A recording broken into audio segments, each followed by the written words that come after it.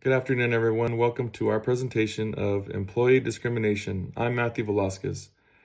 Today, we'll be discussing a critical issue that affects workplaces worldwide called employee discrimination. This refers to the unfair, unequal treatment of an individual in the workplace based on characteristics such as race, gender, age, religion, national origin, disability, or physical appearance. It can also arise in various forms, including hiring, firing, promotions, compensation, job assignments, and other employment conditions, and is often prohibited by laws designed to promote equal opportunity and prevent bias. Despite significant advancements in diversity and inclusion efforts, employee discrimination continues to persist in many organizations. This not only impacts the well being and morale of employees, but also obstructs organizational productivity and innovation. In this presentation, we will explore the various forms of employee discrimination, examine its root causes, and highlight its far reaching consequences. We will also look into current research findings and discuss strategies that organizations can implement to foster a more inclusive and equitable work environment. Understanding and addressing employee discrimination is essential for building workplaces that are fair, respectful, and productive for everyone. So let's dive into the important topic and explore how we can work towards creating change. Thank you.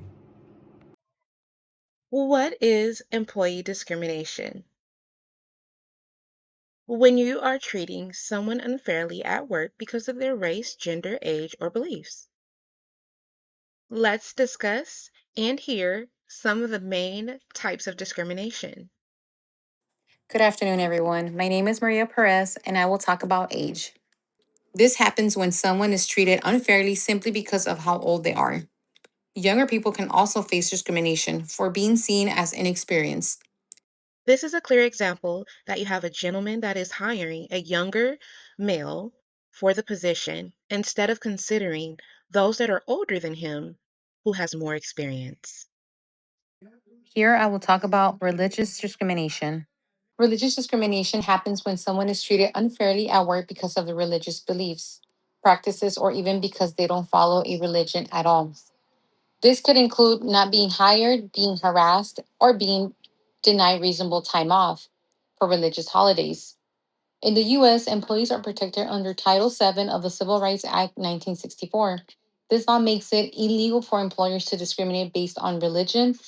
It also requires employers to provide reasonable accommodations for religious practices as long as it doesn't cause undue hardships to the business. It cannot require employees to participate in any religion activity or forbid them from participating in one.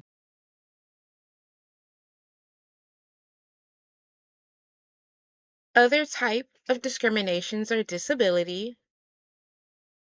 We have nationality, gender identity and sexual orientation, pregnancy, as well as race discrimination. Let's look into this. Treating someone unfairly because of their race, skin color, or traits linked to race, not good. Let's check some examples. Spanish person speaks while man ignores him and stay quiet because he doesn't understand him. Hmm, what's gender discrimination? Treating someone unfairly at work because of their sex, pregnancy, gender, or who they love. Here's an example. Sarah doing the same job as her male coworkers, but gets paid less. So why does it matter? There are many laws, especially here in the state of California, that protect employees in the workplace. One of the most important statutes that was passed in 1964 by Lyndon B. Johnson is the Title VII Civil Rights Act. This protects employees from being discriminated against based on race, color, religion, gender, or sexual orientation. Typically, Title VII applies to employers that have 15 or more employees. However, that does not eliminate smaller companies. This act prohibits discrimination in most federal government workplaces as well, and even protects undocumented workers. Employees can submit claims related to Title VII Civil Rights Act discrimination to the Equal Employment Opportunity Commission. Some other laws that have been created are the Americans with Disabilities Act, Age Discrimination Act, Pregnancy Discrimination Act, and Equal Pay Act, so that men and women are paid equally, and also the Uniformed Services Employment and Reemployment Rights Act. Here is an example of discrimination in the workplace that would be protected by Title VII and the Americans with Disability Act, also known as ADA, and the Equal Pay Act, EPA. Pilar is a customer service representative who uses a wheelchair. She does the same job as her coworkers, from answering phone calls, handling client issues, and meeting all of her performance goals. Although Pilar finds out that she is being paid $1 less than her coworkers, who perform the same duties. When she asked her manager about the discrepancy, he told her that it's because she can't move around as easily, which suggests that because she is in a wheelchair, it affects her work, even though all of her goals are met and her work is equal to the others.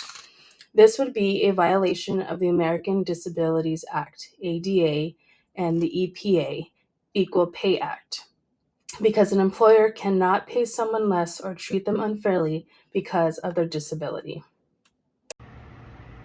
In conclusion, what we've all learned about employee discrimination is that it affects everyone and can happen to anyone at any time. We need to be aware of what it is and recognize it when it happens. There are strict laws and consequences in place that protect employees' rights when it occurs in the workplace. Companies have a responsibility to obey these laws and to practice them by putting policies in place that promote equal and fair opportunity within their organizations. We are all human. No matter how different we are, we all have a common want and need to be treated the same as everyone else. If we all practice being kind to one another and respect each other's differences, we will all have a happier and more productive workplace. Thank you.